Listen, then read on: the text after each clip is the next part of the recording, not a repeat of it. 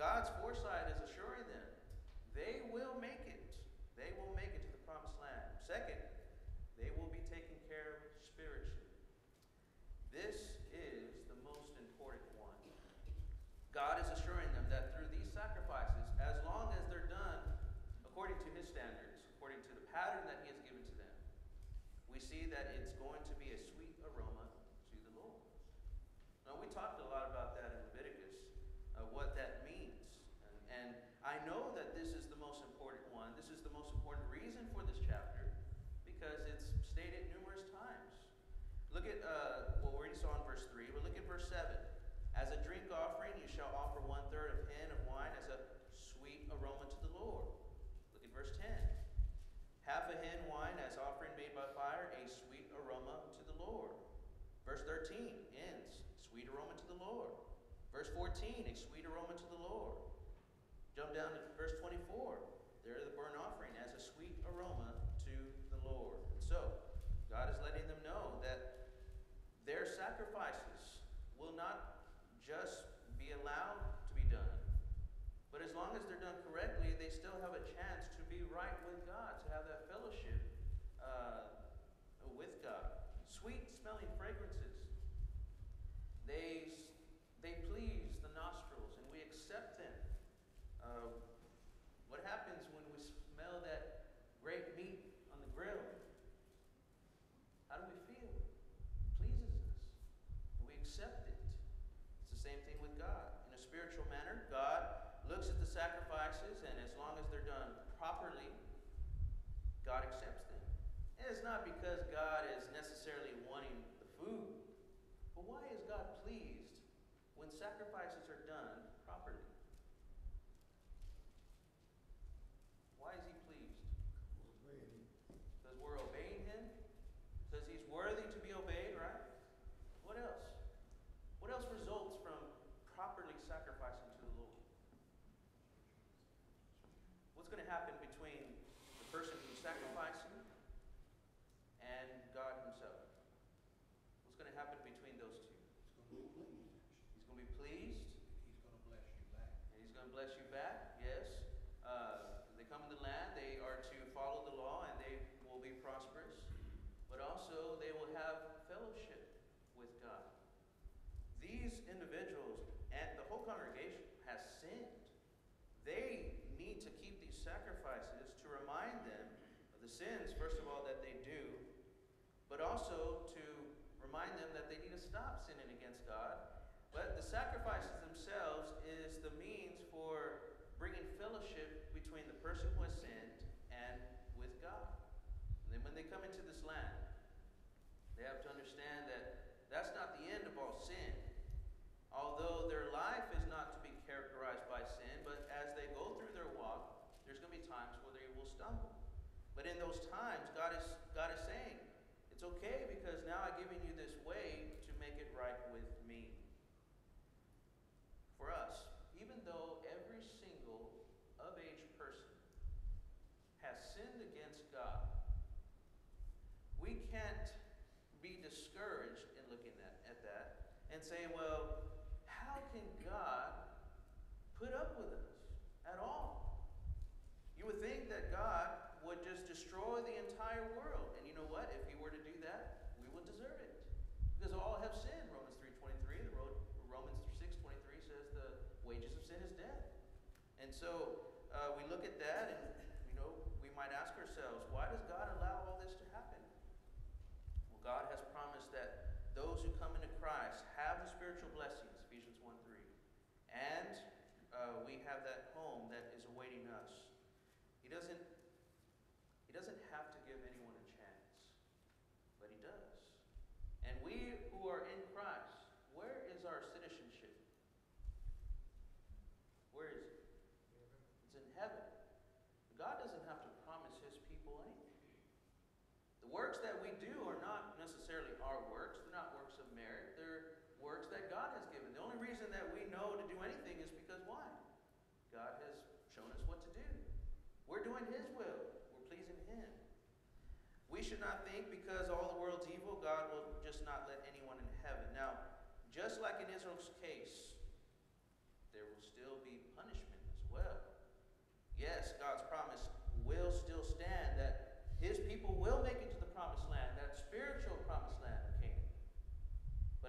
time, just like Israel, there will be punishment.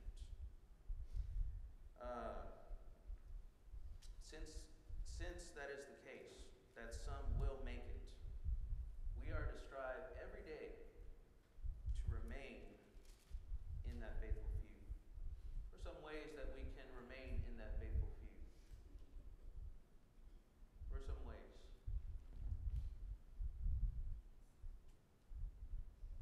How about being here? Learning His Word. But not just the New Testament, but also the Old Testament. As we're looking at the past, what has been done in the past helps us. Romans 15, 3 and following, right? What makes it possible for us to have citizenship in heaven? What makes it possible to even live as a heavenly citizen? Who makes it possible? Christ, right? And His death. Jesus is our sweet aroma to the Lord. Ephesians chapter 5, verse 1 and 2. And as Jesus is our sweet aroma to the Lord, in turn, Jesus, on that last day, is going to sacrifice us. We are the sweet aroma that Jesus offers up. We are the priesthood that follows the high priest, and He sacrifices us. So we're the sweet-smelling aroma. Now, we understand that we don't follow these various sacrifices. We've already gone through these sacrifices in Leviticus, and we already saw the principles, but let's talk about something else. We look at the different various sacrifices that they have. Does a Christian have several sacrifices that we have to do? We already saw one. We know Jesus is the main sacrifice, right? Does a Christian have other sacrifices? Yes, brother. Well, oversimplification maybe, but Romans 12 says to present your bodies as a living sacrifice.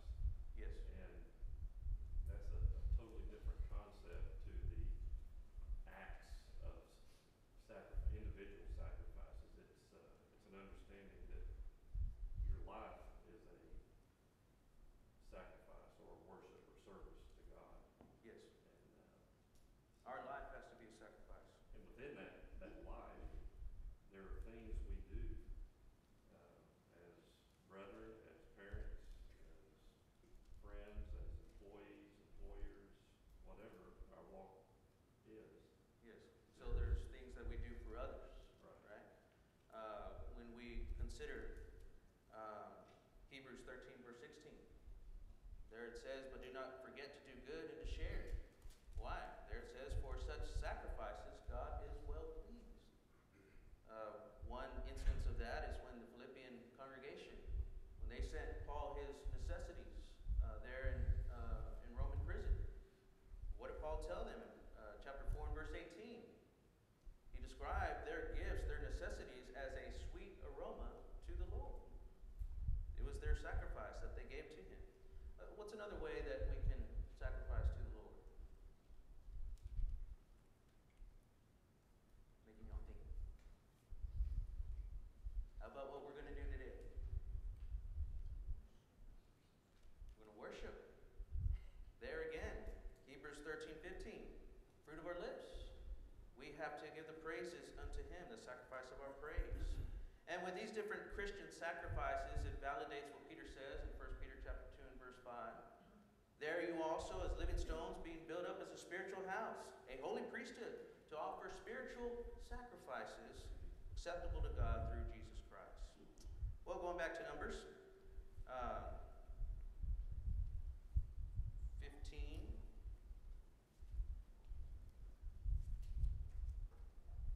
Well, in chapter 22, verse 20 through 29, God gives laws to rectify unintentional sins.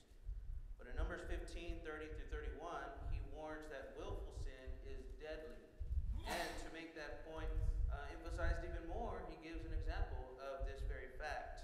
There it gives an example of someone who was picking up sticks, and because of that, he was to be punished. Now, we know from Exodus chapter 35 and verse 3, people were not to kindle a fire in the Sabbath day. Well, since the people saw him gathering sticks, they brought him to Moses. They brought him the sin yet, but they didn't know what to do at that point. He was getting ready to do it. Could be that they just couldn't read the heart of the man. Well, God, who knows the heart, made the judgment call to stone the man. We as Christians should not willfully sin either. In Hebrews chapter 10, verse 26 and 27 says, "For if we sin willfully if we receive the knowledge of the truth, there is no longer sacrifice for sins." Now, as far as Hebrews, the context there and the verses that are surrounding there, that particular willful sin is talking about apostasy. The complete renouncing of the religion, just totally going away from Christ. And that's what the problem was that the Hebrew writer is addressing. They were not attending services as they should. They weren't studying as they should, Hebrews chapter 5 and 6. And because of that, some of them were going back into Judaism. They were even thinking about going back. And God says that at that point, there's no sacrifice for sins. Now, from what we learn in Hebrews chapter 6, there it shows us that, a person can come to the point of no return. But as us as individuals, if someone leaves the church, if somebody renounces religion, can we as individuals read the heart of that, see the heart of that individual that there's no way that they can come back?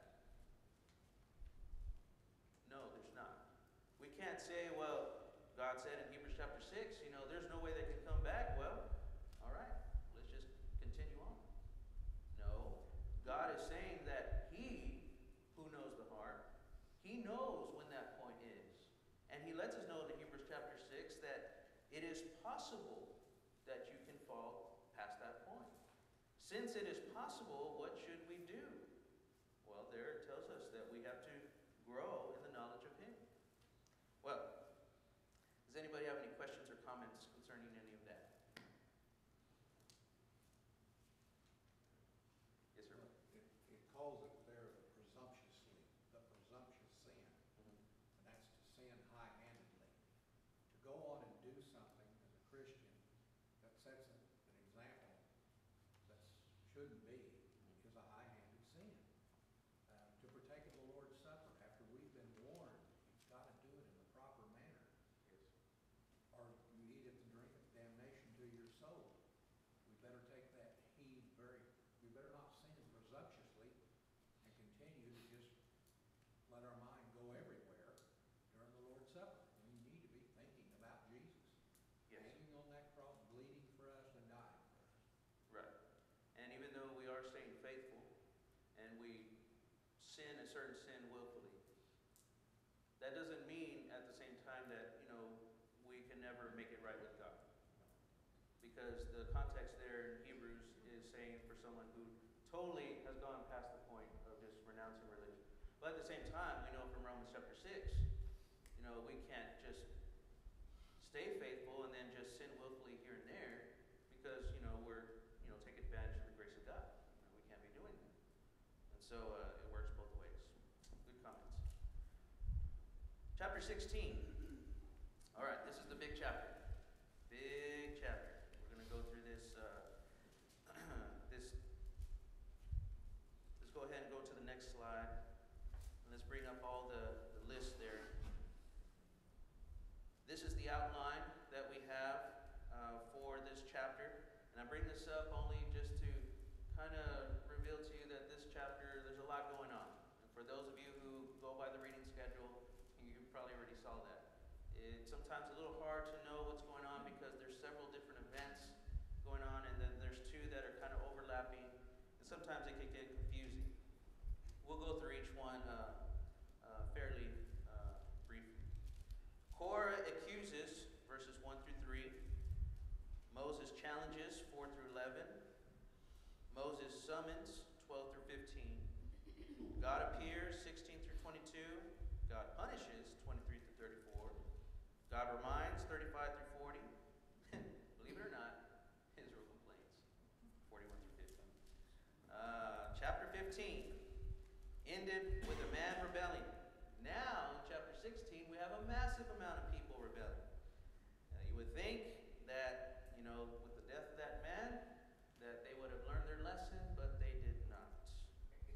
chapter is broken up into 7 events. Let's go through them. Let's read verses 1 through 3.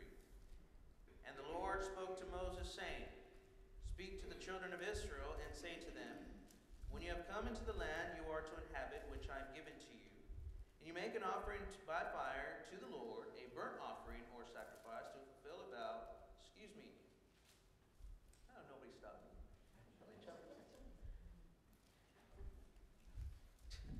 Chapter 16. Now Korah the son of Izhar, the son of Kohath, the son of Levi, with Dathan and Abiram, the sons of Eliab, and on the sons of Pelah, sons of Reuben, took men. And they rose up before Moses with some of the children of Israel, 250 leaders of the congregation, representatives of the congregation, men of renown. They gathered together against Moses and Aaron and said to them, You take too much upon yourselves, for all the congregation is holy, every one of them. The Lord is among them. Why then do you exalt yourselves among the assembly of the Lord? So, this rebellion, it seems to be led by this man named Korah. We saw that in 16 verse 1. He is the first one mentioned. But also look at verse 19. And Korah gathered all the congregation against them. So, some type of leadership style that he is doing. Look at verse 40. To be a memorial to the children of Israel that no outsider who is not a descendant of Aaron should not come near to offer incense before the Lord, that he might not become like Korah and his companies. Again, he is the prominent figure in this rebellion. But also consider, look at chapter 27 and verse 3. In 27 and verse 3, there, some Israelites, look at how they refer to that situation. Our father died in the wilderness, but he was not in the company of those who gathered together against the Lord, in company with Korah, but he died in his own sin, and he had no sons. So, the point of all this group of people seemed like they did not want any leaders. Moses and Aaron, well, why are you acting like you're leaders? We don't need leaders. We're all holy. Every one of us. I mean, we're all good. What do we need you for? But you know, it's kind of interesting that in order to get rid of all the leaders, what do they have? They have a leader. It doesn't seem like, they really want to be a leaderless nation, where it's just up to the people, to make decisions and not, one or two individuals. Because they're already doing that, so they're kind of contradicting themselves. In order to rebel, they had to have this leader. And it is interesting that the Reubenites were in all this. What makes Reuben unique to all the other brothers? Do you remember? I hear it from someone. He's the firstborn. He's the oldest. I mean, it makes sense. They're the tribe from the firstborn child. It seems that these people did not want to do away with leaders altogether. They wanted to be the leaders. They wanted the preeminence. In verses 4 through 11, Moses then challenges Korah. He challenges them to a test to prove which one God will choose. Korah and 250 are to bring censers to the tabernacle. These were basically pans with long handles which had polen incense. Leviticus chapter 16 verse 12, when we looked at that chapter, we saw that Aaron, the high priest, was commanded to bring 2 handfuls of incense in the censer into the Holy of Holies before in the Day of Atonement. But also in 2 Chronicles 26:17, there it tells us that only Aaron and his sons were to use these censers. So this is a big deal. It's a big challenge. Moses is saying, we'll see who God has chosen. You take the censers just like Aaron and his sons do, and we'll see what happens. So, look at verse 10 and 11. Look what he says.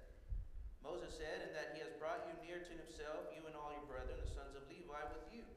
Are you also seeking the priesthood also?" So, Moses seems to understand their motive. They want to be leaders. They want to be the priest. in verses 12 through 15, Moses, and then it jumps into another event. Okay, 12 through 15. He summons two of the rebels, Dathan and Abiram, to come before him. Now, we're not sure why he has to do this. Perhaps this was after the whole conversation of him and Korah, or maybe they left while Moses was talking to Korah. We don't know. But he calls for them, and they refuse to come. They refuse to listen to Moses. And look at verse 13. This is what they say. Is it a small thing that you have brought us up out of a land flowing with milk and honey, to kill us in the wilderness, that you should keep acting like a prince over us? Moreover, you have not brought us into a land flowing with milk and honey, nor given us inheritance, fields, and vineyards. Will you put our eyes out of these men? We will not come up. It's amazing why these people call the land of Egypt a land flowing with milk and honey. This was the description that was set for the land of Canaan. And they say, you know what? We were already in paradise. We were already in a place where we had all this great food and vegetation. Of course, that is true. They do have lush lands there because of the Nile Delta. But when they were in that land, what are they forgetting? The slavery, the oppression that they were under. You know, this is the same attitude that some apostate members of the church have. Sometimes Christians will leave the faith because they think this is too hard. This is too hard for me. In that time they were baptized, everything was great. They were happy and joyous, and rightfully so. Their sins have been washed away. They're added to the one true church. They have the hope of eternal life. But then they realize, well, not all my problems have gone away.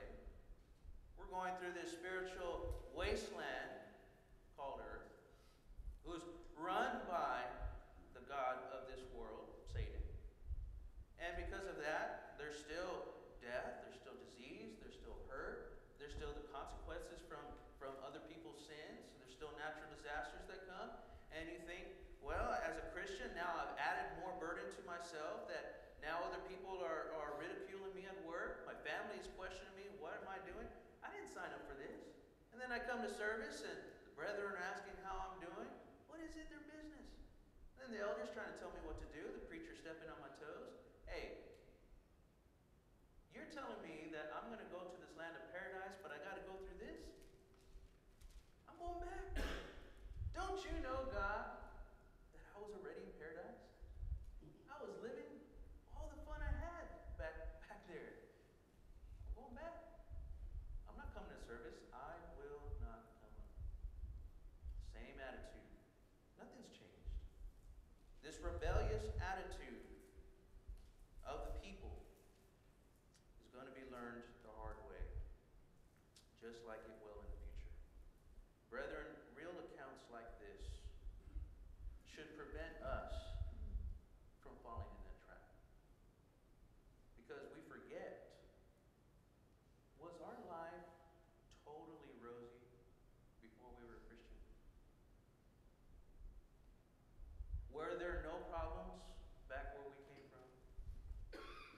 We were in a worse state before our Christian walk than we are now.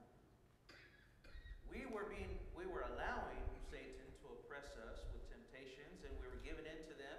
And, the sins that we committed, did they not have consequences?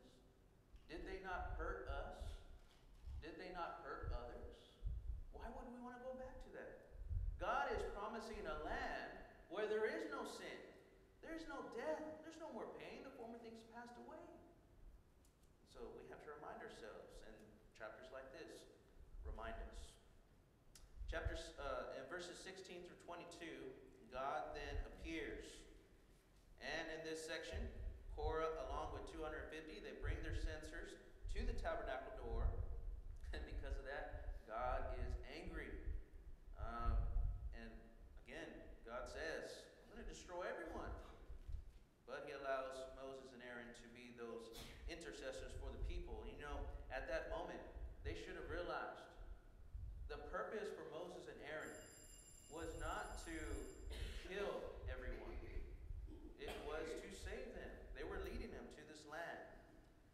verses 23 through 35, God punishes them. It takes the attention off the tabernacle, goes to the camp. The rebels and their families are swallowed up by the earth. And Korah and the 250 men that are there with the censers, they're totally consumed. And verses 36 through 40, God reminds them of what not only through the writing here, but also the censers that they had were to be covered over the ark, and that will be a memorial that no one can do the things that Aaron and sons did. In verses 41 through 50, Israel complains. Man. You know why they were complaining? Let's look at this. Verse 41. On the next day, all the congregation of the children of Israel complained against Moses and Aaron, saying, "You have killed the people of the Lord." Now, we're not exactly sure what they were thinking in their minds. Perhaps they're thinking, well, we didn't want to follow Korah and them, but they did have a point. You guys are wanting the preeminence. I don't know, but whatever the case is, you would think that with all this punishment going on, and for being punished for their complaints back then, and for losing out on the inheritance, that they wouldn't complain anymore. But they did. And so, God sends a plague and starting to wipe everyone out. And what does Moses and Aaron do? Moses tells Aaron, go over there and try to make atonement for these people before it's too late. There's a plague going on. Again, Aaron goes in there, risking his own life being from the plague, and he makes, in the midst of the people, between the living and the dead, he makes atonement for them. The plague stops. Now, 14,700 people died, but the plague stopped. What should the people have understood? Moses and Aaron's purpose in their leadership was not to kill everyone. Now, Moses had the right to sentence them when they disobeyed the law, but his sole purpose was not to kill everyone, it was to save. And they were willing and doing it. Likewise, God sent his son. What's the plague that's going around today? The plague of what? I hear it. Sin, right? The plague of sin. Christ's main objective was to seek and to save that which was lost. People look at Jesus, well, man, he's going to come down and rain fire everywhere, and he's going to judge everyone. What kind of God is that? I'm not going to follow him. But then forget, Jesus' purpose is not to destroy everyone, it's to save. He's leading us to that place. And he stands between the living and the dead, and he brings us into the living when we so choose, and he's willing to do that. When Aaron ran in the midst of the people, he risked his own life. When Jesus came down here to earth, didn't he not risk his own soul? He came amongst sin, the temptation of sin, and having a human form, now he had to work on overcoming those temptations. He didn't have to do that for us. He could have remained in a holy, as a holy being there, but he proved to us through doing that we can be sinless, because that he's our high priest that could sympathize with our weaknesses. What about us? We see the example of Christ. You didn't have to go do that. When we see people dying of the plague, what does Jesus tell us to do? We go out there and preach to those individuals. We need to go out there and say, there's a plague going on. And so we go out there and we preach Christ. Preach that he is the high priest, that his sole purpose is to save individuals and not destroy. We need to prove that he is the appointed priest. Very quickly, priestly authority in chapter 17, in Aaron's rod, a very well-known chapter. There it proves that Aaron is the one that's chosen through his rod was the one that budded and produced almonds. But just going quickly to the application, since time is running out. Who are some of the leaders that we need to follow? We know we need to follow Christ. In the church, who are the other leaders that are under Christ, but over us? Our elders. It's the elders. Now, what society? Has God appointed leaders there? Yes, Romans 13:1 and following, the government officials. We have to follow doesn't go against God's law. But also in the home, the father figures, the husbands. I know time's running out. Let me just say this. For those who rebel against any of the God-appointed leaders, what is going to happen? Punishment. If we do not repent. Many people out there are going against the husband, the father figures. They're not doing what's according to the plan of the home, the plan of society, the plan of the church, and because of that,